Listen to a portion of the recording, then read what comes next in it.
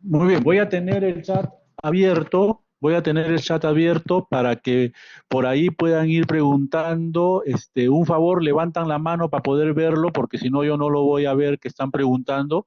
Sí, pueden interrumpir en cualquier momento cuando no entiendan algo o si es que tienen alguna duda, no hay ningún problema de mi parte. Eh, y vamos a empezar. A ver, buenas con todos, buenas tardes con todos. Ya por lo menos son dos tercios de la promoción que están conectados. Mi nombre es Félix Llanos, soy médico neumólogo, trabajo en el Hospital 2 de Mayo y soy docente de la Universidad Ricardo Palma ya un buen tiempo. Estoy dejando en esta diapositiva, se está grabando la clase, estoy dejando en esta diapositiva mi correo electrónico personal y mi celular. Y cualquier cosa por esos medios se pueden comunicar conmigo. Eh, También se pueden comunicar conmigo, por favor, si es que van a utilizar vía celular, que sea por WhatsApp. Yo estoy trabajando en el hospital, trabajo en el Hospital 2 de Mayo, yo estoy viendo lo que es COVID, soy el coordinador de COVID también del hospital. En estos momentos me encuentro de turno en el hospital y espero que entiendan si es que me mandan un mensaje que yo voy a demorar un poco en contestar. ¿Sí?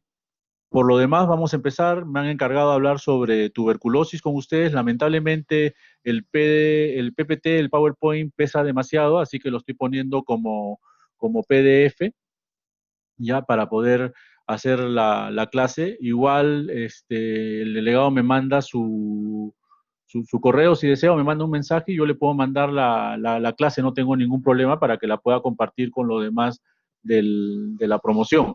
¿Sí? Vamos a hablar de tuberculosis, me ha encargado este tema, yo soy el encargado de tuberculosis aquí en el Hospital 2 de Mayo, uno de los consultores del hospital, y vamos a hablar la primera parte de tuberculosis. No voy a tocar tratamiento, tratamiento lo van a ver ustedes el día de mañana. ¿Qué es la tuberculosis? La tuberculosis es una enfermedad infecto-contagiosa causada por un organismo infeccioso que es transmisible y su vía de transmisión es la vía aérea. ¿Sí? Y eso es algo claro que hay que entender para lo que es la protección de la enfermedad. Puede afectar generalmente diferentes órganos, pero obviamente el órgano que es afectado con mayor porcentaje es el pulmón. Por eso generalmente es una patología más de neumología. En la historia de la tuberculosis se menciona que en el año 1882, un 24 de marzo, el doctor Robert Koch aisló el bacilo de la tuberculosis, demostró su patogenicidad y lo comunicó a la Sociedad de Fisiología de Berlín. Por ese motivo, la OMS, a partir del 24 de marzo de 1982, 100 años después, indica que los 24 de marzo son los días internacionales de lucha contra la tuberculosis a nivel mundial. ¿Sí? Gracias al descubrimiento del doctor Robert Koch, que más adelante vamos a ver de qué cosa se trata ese descubrimiento. ¿Qué es lo que sabemos con respecto a tuberculosis en el mundo? Lo que sabemos es que hay más de 10 millones y medio de casos nuevos al año desde el año 2015. Para el año 2016, 2012, perdón, solamente eran 8 millones y medio de personas infectadas con esta enfermedad o enfermas con esta enfermedad y diferentes de infección. Lo que sabemos es que hay más o menos 1,5 millones de muertes por año por culpa de tuberculosis y de ese 1,5 millones se estima que más de la mitad está en países en vías de desarrollo como el nuestro. La tuberculosis es la primera causa a nivel mundial de mortalidad secundaria a un agente infeccioso, siendo creo que la quinta o la sexta causa a nivel mundial de mortalidad, después de lo que son los accidentes cerebrovasculares, de lo que es los infartos de miocardio, entre otros. La tuberculosis en personas que tienen el VIH es la principal causa de muerte. Más o menos se estima que hay 500,000 de personas que mueren por tuberculosis, que han muerto por tuberculosis y VIH. A nivel mundial se han reportado más de 500,000 de casos de tuberculosis con resistencia, con algún grado con resistencia, especialmente tuberculosis MDR, y por ese motivo, a partir del año 2016, la OMS inicia una estrategia que se llama Estrategia Fin de la Tuberculosis para el periodo 2016-2035, que un poco se ha detenido hoy por hoy por la situación de COVID a nivel mundial. ¿Qué tan importante es la tuberculosis en el Perú? Bueno, para resumir la importancia de la tuberculosis, pongo este cuadro en donde se ve que la tuberculosis está con nosotros desde hace bastante tiempo. Este es un cuadro de una momia peruana descubierta en la década del 90, que tiene 700, que data de los años 700 después de Cristo, ¿sí? Que está en el Museo de Ica, posiblemente la cultura Nazca, que es un niño en el que se ha demostrado que tiene tuberculosis vertebral o mal de Pot. ¿Sí? Entonces la tuberculosis no es una enfermedad que hayan traído los españoles con nosotros. La tuberculosis es una enfermedad que ya existía aquí, es una enfermedad a nivel mundial. En el Perú, para el año 2018, sí, la estadística de Perú sale aproximadamente después de junio de cada año. La de 2019 debería haber salido en junio de este año, mayo, junio de este año. Lamentablemente, como les digo, todo se ha atrasado por lo del COVID. Sí, para el 2018, que es la última estadística que maneja el Ministerio de Salud, en el Perú, que somos 32 millones y un poco más de habitantes, se sabe que hay 32.000 casos de tuberculosis en total. Más o menos se sabe que 1 de cada 4 peruanos está infectado, ahorita vamos a ver qué cosa es infección, y 1 de cada 1.000 peruanos aproximadamente está enfermo. Hay una gran diferencia entre enfermedad e infección que lo vamos a ver más adelante. En el Perú, más o menos, nosotros tenemos 25.000, 28.000 casos nuevos de tuberculosis el año. De esos, más o menos 16.000 son BCAN positivos. De esos, más o menos 1.700 son MDR y aproximadamente 100 son XDR nuevos cada año, lo que va reportándose del 2012 hasta la fecha. Lo vamos a ver ahorita en un cuadrito. En el Perú, la tuberculosis MDR, que es esta que ustedes ven aquí, MDR, esta tuberculosis es más frecuente en zonas como Lima, el Callao, Ancash, La Libertad, Ucayali y Ica. La tuberculosis MDR, hay zonas del Perú que no tienen mucha T, pero las zonas rojas son esas que les he mencionado. Con respecto a tuberculosis XDR, es algo que también hay que considerar.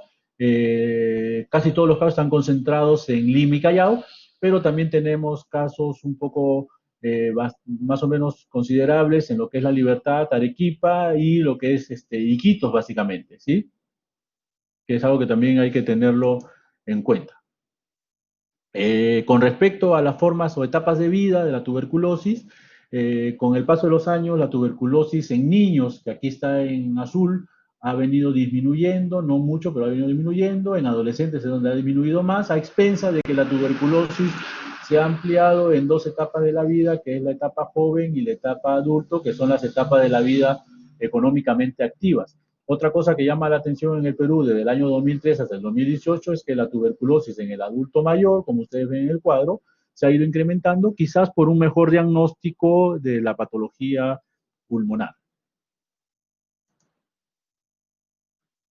En el Perú, la tuberculosis desde la década del 90 hasta el año 2018, nosotros vemos que hay un descenso en tuberculosis. Sin embargo, lo que podemos ver es que en todo este tiempo de aquí, lo que estamos viendo es una meseta de casos de tuberculosis, ¿sí? A partir aproximadamente del año 2010, más o menos un poquito antes, 2008, hay una meseta que no permite que la tuberculosis en el Perú disminuya. Quizás con las medidas que se han tomado por el coronavirus de distanciamiento social y de uso de mascarilla, esto que está acá disminuya. Es difícil de poder averiguarlo, pero es algo que nosotros estamos esperando que llegue a ocurrir.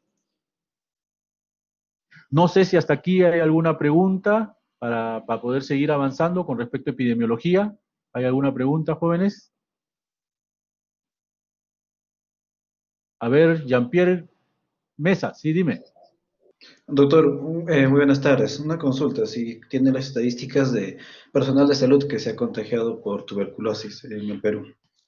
Sí, no he puesto esa estadística, sí la tengo, he puesto un par de láminas sobre personal de salud que la vamos a ver al final, no tengo la estadística aquí en esta diapositiva, pero lo que sí se ha visto es que el personal de salud ha venido disminuyendo los casos de tuberculosis en personal de salud y más o menos se están reportando, me parece que 120 personal de salud por año, ¿no? Generalmente o últimamente lo que ha cambiado antes, el personal de salud que se infectaba más eran médicos en formación, internos de medicina, residentes, internas de enfermería. Ahora se ve que ha cambiado eso a básicamente lo que es el personal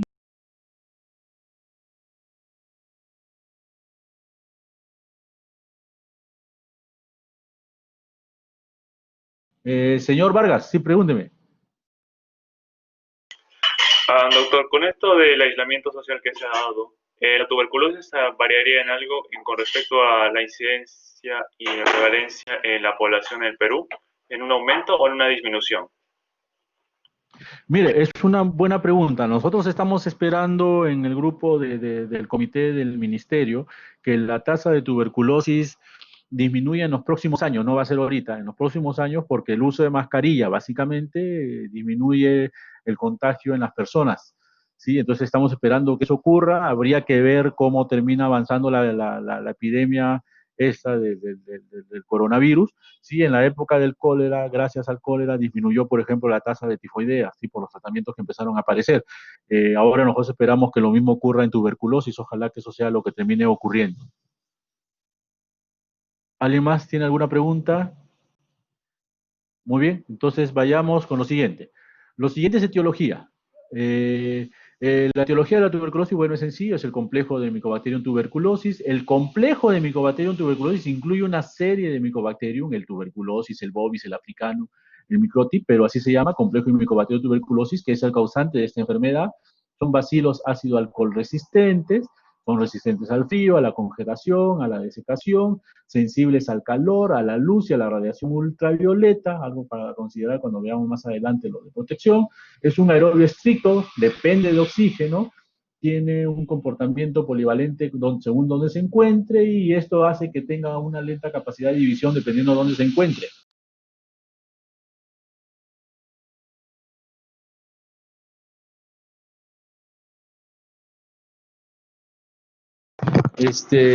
Y esta tuberculosis, este complejo micobacterial de tuberculosis es muy diferente de las micobacterias ambientales que son las micobacterias atípicas. ¿Cómo se transmite la enfermedad? Bueno, la enfermedad tiene que salir de un enfermo, que aquí está con el número 1, en donde hay una lesión, una cavidad en el pulmón, y a la hora de toser disemina la enfermedad en gotitas, que es el número 2, y estas gotitas van a caer en un receptor, que es el número 3, que puede ser otra persona o puede ser un personal de salud. Importante recordar esto, necesito un enfermo, necesito un ambiente, necesito un huésped para poder entender cómo yo potencialmente me puedo proteger de esta enfermedad. ¿Qué cosa es lo que ocurre? Que estoy expuesto a un enfermo, este enfermo expectora bacilos, estos bacilos yo los inhalo, llegan hasta el pulmón, llegan a la parte del macrófago alveolar y ahí generan una inflamación, esa inflamación ocasiona una diseminación local que se va a un ganglio, generalmente ganglio iliar derecho, y de ahí se va como si fuese una metástasis a través de diseminación hematógena al resto del cuerpo.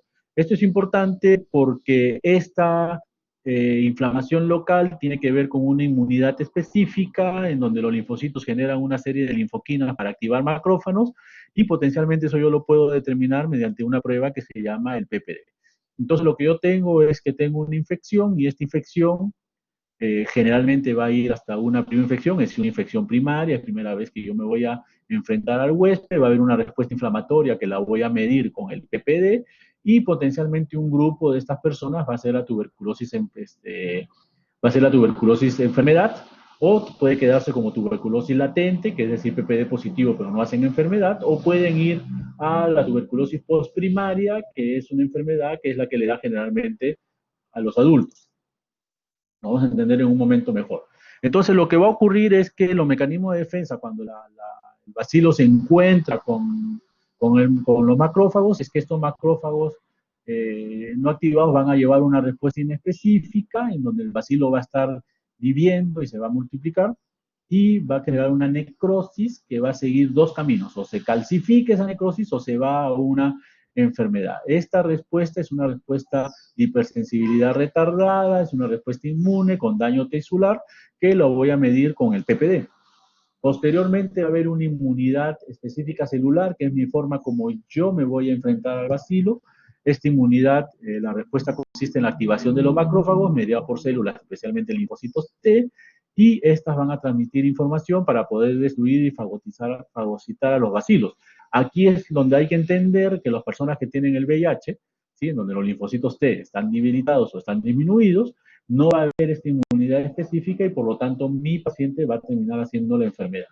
Estas dos respuestas del huésped frente al bacilo pueden inhibir a los bacilos y el equilibrio de ambas va a determinar la forma o la intensidad en que posteriormente se desarrolla la tuberculosis. Si tengo defensas adecuadas, buen funcionamiento de macrófago, buen funcionamiento de linfocinas, buen funcionamiento de linfocitos, definitivamente yo no voy a hacer enfermedad y me voy a quedar como una TB latente. ¿Qué cosa voy a hacer para el diagnóstico? Para el diagnóstico voy a evaluar los siguientes parámetros: parámetro clínico, radiológico, epidemiológico, bacteriológico, inmunológico. Y eso lo vamos a ver en un momento. ¿Cuáles son los diagnósticos clínicos? Bueno, la forma de presentación de esta enfermedad es sintomático respiratorio, tos con expectoración más de 2 semanas. ¿Sí? La forma de presentación clásica es de tipo crónica, de lenta instalación, de inicio insidioso, curso progresivo, aunque pueden haber formas agudas y subagudas, ¿sí? Lo más frecuente es la tipa crónica, y lo que yo voy a tener como síntomas respiratorios es tos con expectoración más de 2 semanas, y a eso yo le llamo sintomático respiratorio. Pueden haber otros síntomas, sí, y en la siguiente diapositiva les muestro que esos síntomas son poco frecuentes. Otros síntomas generales: fiebre a la cabeza, lo demás también puede haber, que ustedes lo están viendo aquí, y pueden haber síntomas extrapulmonares dependiendo qué cosa es lo que se esté comprometiendo, ¿no? Si es el cerebro, por ejemplo, pudiera haber inclusive hasta convulsiones. ¿Y qué cosa es lo que yo veo? No se ve el cuadrito, no se ve el cuadrito.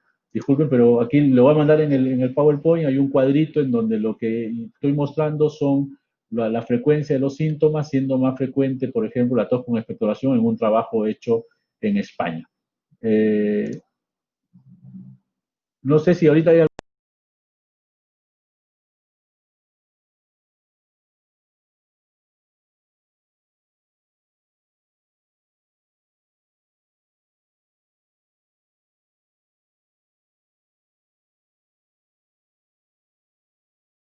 Sí, señor. Sí, dígame, señor Vargas. La sudoración que presenta, generalmente, ¿cuánto tiempo lo puede presentar después de haber infectado con la tuberculosis? Ya, los síntomas que que he mostrado, básicamente los síntomas generales y los síntomas básicamente respiratorios, todos generalmente son síntomas crónicos de 1 a 2 semanas de evolución, siendo el más frecuente, como nuevamente le digo, la tos con expectoración, que se llama sintomático respiratorio. ¿Sí? Muy bien, si no hay ninguna otra pregunta, vayamos con el diagnóstico radiológico. Lo que yo voy a ver son lesiones parenquimales, cavitadas, alguna vez en miliares, es decir, puntitos chiquititos, nodulitos pequeños, que generalmente se localizan en los segmentos apicales y posteriores de los lóbulos superiores, es decir, en la parte alta de los pulmones, o en la parte inferior, en la parte alta de los lóbulos inferiores, que es el segmento apical. Puede haber derrame pleural, pero hay que considerar, y puede ser pregunta de examen, que en los pacientes inmunosuprimidos, especialmente VIH, la radiografía de tórax puede salir normal.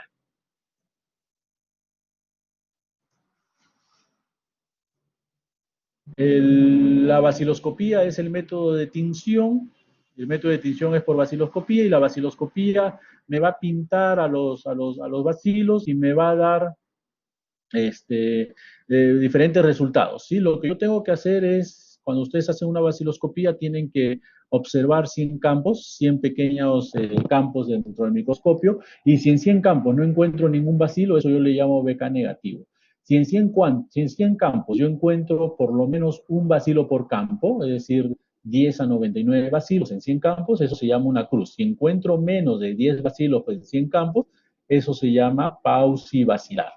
Y BK positivo es si encuentro en 50 campos observados 1 a 10 bacilos, y BK 3 cruces es si encuentro en 20 campos observados más de 10 bacilos. Sí, esto que está acá en la casuística, y ustedes entenderán que un paciente que tiene BK 3 cruces es más, tiene más carga bacteriológica que el paciente que tiene BK 1 cruz o que el paucibacilar, pero todos infectan. Y este cuadro es importante porque en todo paciente que tiene síntomas respiratorios, tos crónica más de 15 días, le tengo que pedir 2 BK puntos, en donde si sale positivo va a ir al programa Meteo, y eso generalmente representan el 5%. El resto que sale negativo hay que hacerle una serie de exámenes, porque pueden estar dentro de las enfermedades respiratorias crónicas no infecciosas, incluyendo asma como la más frecuente. Pero con la baciloscopía no es suficiente. Yo tengo que demostrar que los bacilos están vivos y yo demuestro que los bacilos están vivos a través de los cultivos, que son medios de crecimiento de bacilos. Los cultivos son de dos tipos, el cultivo de medios sólidos, acá en el Perú usamos el Ogawa, el clásico, el más reconocido es el Owesen Jensen, pero en el Perú nosotros usamos el Ogawa, y los cultivos en medio líquido, que hoy por hoy en el Perú el que nosotros estamos utilizando es el MGIT Bactec. ¿Sí? Cuyo resultado demora más o menos 2 semanas, contrario al cultivo de Owesen Jensen o de Ogawa, que es el que usamos en el Perú, cuyo resultado más o menos demora 2 meses para el crecimiento. Y una vez que yo tengo un BK positivo y tengo un cultivo positivo, lo que tengo que hacerle a estas pruebas, ya que estamos ante una bacteria, es hacerle un antibiograma. El antibiograma en tuberculosis tiene un nombre particular, se llama prueba de sensibilidad. ¿Para qué sirve la prueba de sensibilidad? Sirve para ver si un bacilo es resistente o es sensible a un fármaco. Y hay pruebas convencionales, lo que nosotros tenemos en el Perú, la agar en placa o APP, y hay pruebas rápidas. En el Perú tenemos la prueba MOTS y tenemos la prueba MGIT, que el resultado demora más o menos 2 semanas. También nosotros tenemos prueba molecular mediante sondas. En el Perú tenemos dos, que es el Genotype, que más o menos el resultado demora 8 horas en decirme si hay resistencia, y el GeneSper, cuyo resultado aproximadamente demora 2 horas. ¿Sí? Todas esas son pruebas de sensibilidad, pruebas convencionales que nos ayudan a nosotros para poder determinar resistencia o sensibilidad, y eso es importante para cuestiones de tratamiento que lo van a hacer el día de mañana. Entonces, este, por ejemplo, es un cultivo MOTS, lo que está medio, en este lado de aquí, que está medio verde, que está encendido, esto significa positivo, por lo tanto, aquí ha crecido bacilo, por lo tanto, es resistente. Y esta es una prueba de sensibilidad que antes teníamos, que era el GRIES. Este es el control, miren ustedes que está teñido de color morado, y isoniazida y rifampicina sigue teñido color morado. ¿Qué significa esto? Que ha crecido y por lo tanto es resistente a isoniazida y rifampicina. Ahora bien, me preguntó antes uno de ustedes, me preguntó cómo vamos a hacer con respecto al personal de salud. Pues bien, hay algunas condiciones del paciente que tiene tuberculosis que hace que el personal de salud aumente el riesgo de contagio. ¿Cuáles son esas condiciones? Tos, que el paciente tenga lesión cavitada, que el paciente sea un paciente BK positivo, que haya compromiso laríngeo, que haya una incapacidad para cubrirse la boca y la nariz, que haya un paciente que tenga un abandono o una irregularidad del tratamiento y que el paciente tenga un procedimiento que genere aerosoles, como por ejemplo algo tan sencillo como nebulizar. Por eso cuando tengan un paciente que esté sospechando alguna enfermedad obstructiva bronquial, asma o EPOC, no necesariamente hay que nebulizarlo, sino que también hay que ver la posibilidad de descartar primero tuberculosis con una radiografía de los pulmones. Y también hay ciertos factores del personal de salud para que se enferme tuberculosis. Básicamente, lo más importante es este que está acá, que es el volumen de pacientes, es decir, el hacinamiento, y este otro que está acá, que es la oportunidad diagnóstica. Cuando ustedes tengan un paciente sintomático respiratorio, la recomendación es que todo paciente sintomático respiratorio que ustedes encuentren, le manden la orden de BK. Para hacerle la orden de baciloscopía, yo requiero ser médico neumólogo, no es así. Basta con que sea un personal de salud, y personal de salud incluye también a ustedes que son estudiantes de medicina, por si acaso. ¿Y cómo yo me protejo de tuberculosis desde el punto de vista de personal de salud? Pues bien, ¿se acuerdan que les mencionaba que existe un número 1, existe un número 2 y existe un número 3? Tengo que atacar las tres cosas, ¿no? Lo primero es la primera medida, que se llama medida de control administrativo, es decir, reducir la exposición del trabajador, es decir, reducir el número de pacientes que tienen tuberculosis, ¿no? Y eso yo lo hago reduciendo el hacinamiento. La segunda medida tiene que ver con el control ambiental, que es reducir la concentración de las partículas, esta partícula que dice 2, en el medio ambiente. ¿Y cómo yo reduzco esto? Pues mejorando la ventilación en el ambiente donde yo me encuentro. Y la tercera medida es recién la protección respiratoria, en donde yo evito que el bacilo entre. ¿Y esto cómo lo evito? Brindando una mayor protección personal. ¿Sí? Entonces hay que considerar que la más importante, si ustedes se dan cuenta aquí, es la medida de control ambiental, perdón, de control administrativo, ¿no? Si yo reduzco la carga de pacientes, es más difícil que yo me contagie. Quizás la menos efectiva sea la tercera, que es la medida de protección respiratoria, que es lo que casi todo el mundo busca. ¿sí? Pero esa es la menos efectiva, especialmente si no he hecho bien las dos primeras, que quiero que eso quede bien claro. La más importante de todas las medidas de protección de tuberculosis es la medida de control administrativo. La tuberculosis, una vez que termina el tratamiento, la tuberculosis tiene una serie, también puede dejar una serie de complicaciones que están aquí descritas. Dentro de las complicaciones pulmonares, la más frecuente es la bronquiectasia, puede haber hemoptisis, puede haber lesiones fibrocavitarias, puede haber fibrotórax, que es un pulmón duro por placa, por una pleura gruesa, puede haber neumotórax, fístula broncopleurales, aspergiloma o micetoma, empiema, bulas, hiperactividad bronquial, que tiene que ver con bronquiectasias y distrés respiratorio. Y extratorácicas también, no hay que olvidar, amiloidosis, especialmente la forma renal, en donde hay proteinuria, hipertensión pulmonar, concor pulmonar, síndrome de secreción inadecuada de hormona antidiurética, con insuficiencia suprarrenal, que son complicaciones frecuentes. Y bueno, si salen las placas, este es un empiema, ¿sí? Este es pus, y esta pus está buscando salir por el tórax, y aquí nosotros vemos el levantamiento de la piel por la cantidad de pus que el paciente tiene dentro, que es esto que está acá, que se ve aquí en la tomografía. Otra complicación, el distrés respiratorio con gran daño pulmonar. Miren el pulmón blanco, lo que se ve en la tomografía, lo que se ve en la radiografía. Este paciente debe tener mayor insuficiencia respiratoria. Otra secuela de TB es la fibrosis o el fibrotórax. Miren el pulmón, en este gráfico de aquí, el pulmón derecho totalmente reducido de volumen, el pulmón izquierdo asimismo reducido de volumen.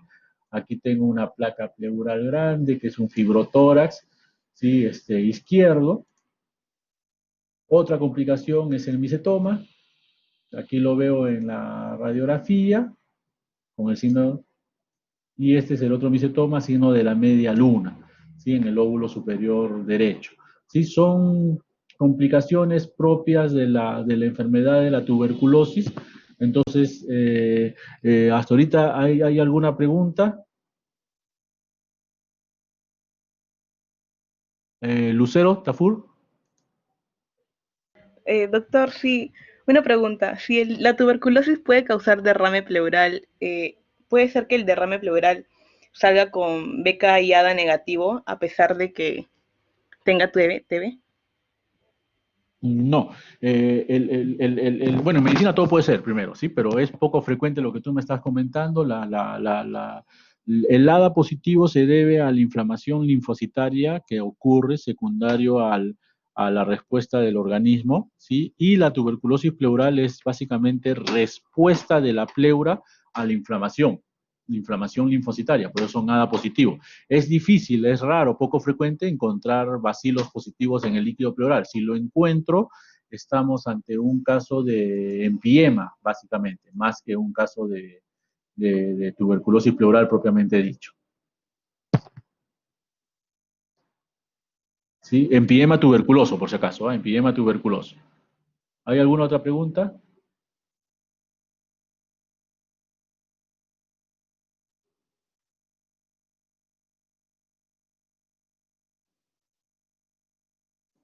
¿No hay ninguna otra pregunta? Muy bien, jóvenes. Entonces, a ver, Claudia Vázquez, dime. Doctor, buenas tardes. Disculpe, en cuanto a la primera parte de la sintomatología, la sudoración vespertina y las fiebres, las febrículas, no sé, o sea, no son así como que al 100% para TB, sino que también, por ejemplo, se podría presentar para una neumonía. Claro, los síntomas son inespecíficos. El síntoma más frecuente de tuberculosis es tos con expectoración más de 15 días. Eso yo lo voy a encontrar aproximadamente en el 75% de los pacientes. No hay que olvidar que un 4% de pacientes, hasta un 4%, 4 de cada 100, no van a hacer ningún síntoma, van a ser asintomáticos. Y lo que hay que tratar de hacer es unidad clínica, ¿no? Si yo tengo fiebre, tengo tos con expectoración, que más o menos tiene 3, 4 días de enfermedad, entonces eso que está ahí apunta más a un cuadro agudo, que es una neumonía. En cambio, si tengo tos y fiebre de manera crónica, 1 a 2 semanas de enfermedad, eso que ahí apunta, por ejemplo, a una tuberculosis. Sí, pero son síntomas inespecíficos. Todo requiere varios criterios, incluyendo el radiológico y el criterio microbiológico. Y doctor, respecto también a la pregunta que había hecho mi compañera anteriormente, o sea, dice que el derrame, no sé, la TB no puede causar un derrame, sino que más bien se va de frente a un empiema, o sea, no pasa por el paso, por el derrame. O sea, No, no, no, sí, no, no. Ya, a ver, yo no he dicho eso. Lo que yo les he dicho es una tuberculosis pleural, sí pasa por derrame. La tuberculosis pleural es resultado a inflamación de la pleura, resultado de inflamación de la pleura. Este resultado de inflamación de la pleura no voy a encontrar yo bacilos, solamente voy a encontrar inflamación linfocitaria y por lo tanto lo voy a medir con el ADA. En caso yo encuentre bacilo, a esto yo les debo de llamar, si encuentro pus dentro de la pleura, si encuentro un germen dentro de la pleura, eso se llama empiema. empiema. Ah, ya, o sea, Empiema. como dijo, o sea, BK negativo, pero ADA positivo. Y si sale BK positivo y ADA positivo, es un empiema. Es un empiema TB, ¿no? O sea, igualito requiere tratamiento como tuberculosis, sí. Ya, doctor. ¿Okay? Gracias. Había levantado la mano Becerra, ¿no? William Becerra. Sí, William Becerra, dime.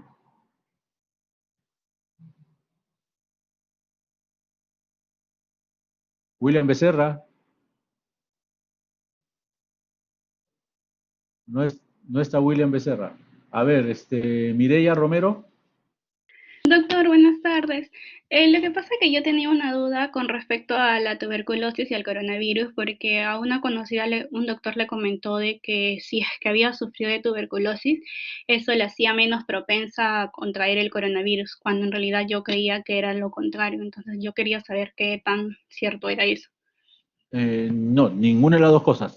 La infección por coronavirus te va a dar independientemente tengas o no tengas tuberculosis, tengas o no tengas alguna otra enfermedad. Lo que ocurre es que lo que va a aumentar lo que se llaman riesgos no es porque te dé coronavirus, sino porque tú te compliques. Y lo que sí es cierto es que si tú has tenido tuberculosis, eso no te da mayor riesgo de complicación. Sí, no te da mayor riesgo de que te compliques, pero riesgo de que te infectes, sí, igual que población general, eso no tiene, son dos cosas diferentes.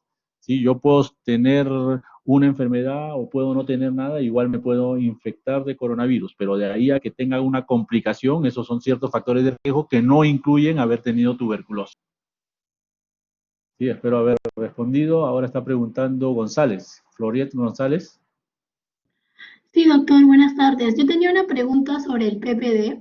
O sea, usted mencionó que eso se iba a salir positivo en la fase de hipersensibilidad. ¿Eso qué quiere decir? O sea, cuando una persona se infecta de TBC, ¿va a salir positivo al contacto o va a tener su tiempo? ¿Y de qué No, dependería? ya.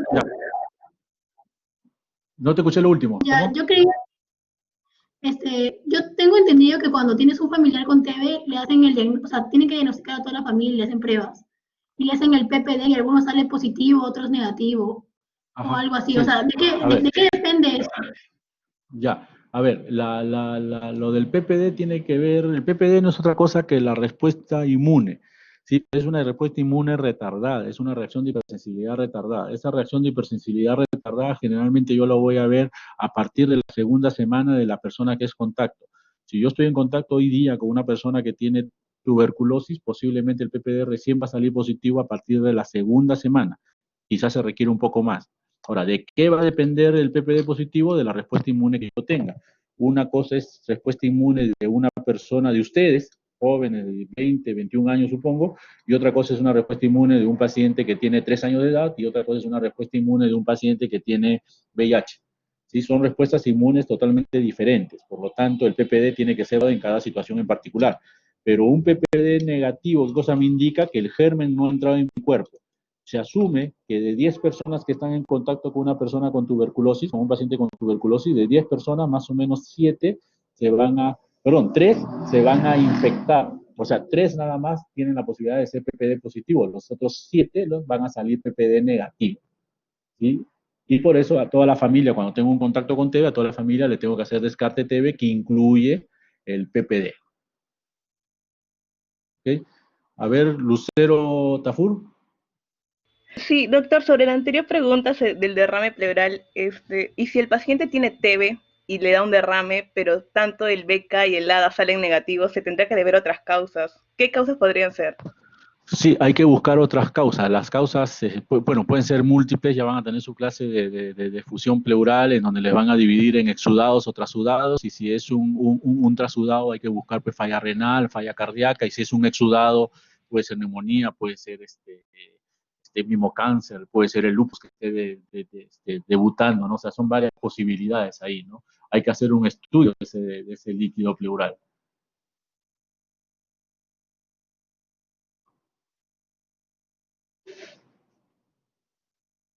¿Ok? Si nadie más tiene más preguntas, les dejé mi número en la... Aquí hay una pregunta más. ¿O Andrés Arias? ¿Sí? Doctor, ¿qué ¿Andrés tal? Arias? Buenas tardes. Sí, doctor, ¿me escucha? Sí, sí, sí, dime. Doctor, quería hacerle una consulta de que ahora en estos momentos, ¿qué es lo que se está, o sea, yo sé que se está acercando más el tema de que en emergencia está llegando TBC y COVID, o se mantiene solamente el COVID en el tema de los pacientes que están llegando a emergencia? Yo te puedo hablar como Hospital 2 de Mayo nomás, ¿sí? No, no sé los otros hospitales. Ah, claro, claro, el Claro, hospital de Mayo. aquí básicamente ahorita COVID, tenemos pocos casos de TB, los pocos que hay no suelen venir con COVID, sino por complicaciones de tuberculosis que les he puesto, ¿no? Básicamente las complicaciones agudas como hemoptisis o neumotoras. Sí, pero TB y COVID hemos tenido algunos casos, sí, pero no son la mayoría.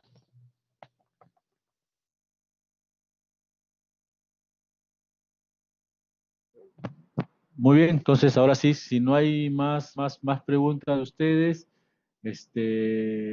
quiero dejar esta última diapositiva que le he dejado ahí un buen rato para que le estén leyendo, que dice que la tuberculosis sí se cura, así que hay que propiciar la toma de tratamiento. Ya para irnos, la última, señorita Carla Urbina. Sí, dime, Carla Urbina. Doctor, buenas tardes. Lo que mencionó del empiema, ¿se puede presentar también después de una tuberculosis ganglionar? Ganglionar, a ver, la tuberculosis es sistémica, ¿sí? Tiene una diseminación hematógena, tipo cáncer, como unos ganglios. Entonces, sí, yo puedo tener dos formas de tuberculosis a la vez, empiema o derrame pleural y tuberculosis ganglionar, o puedo tener formas en diferentes momentos, diferentes formas. Puedo tener hoy, en este año, tuberculosis ganglionar y dentro de un año, 2 años o 5 años, tuberculosis pleural o empiema. Si son presentaciones diferentes, una no excluye la otra, no pueden estar a la vez, pueden estar en diferentes formas, y eso especialmente nosotros lo vemos en pacientes que tienen un grado de inmunocompromiso, especialmente los pacientes con VIH. Ya. Muchas gracias, doctor. Muy bien, jóvenes, más preguntan cuando están así en online que cuando uno están en vivo. Cuando están en vivo están calladitos, nadie pregunta nada. Ok, entonces, le estoy dejando, como le digo, mi correo y la clase en mi celular, perdón, también aquí en la primera diapositiva para que ustedes lo puedan ver. Y el delegado, si me puede mandar su correo por WhatsApp, sí, por favor, para poder enviarle la clase completa en PowerPoint, o si me manda su correo, se lo mando por correo, le mando la clase completa que estamos haciendo en PowerPoint, ¿sí? Para que vean lo que ha faltado, que son los dibujos de las radiografías nada más. ¿Sí? Si no hay ninguna otra pregunta, espero haber sido claro con respecto a este tema, ¿sí, jóvenes? Entonces, nos estaremos viendo para otra oportunidad. Muchas gracias.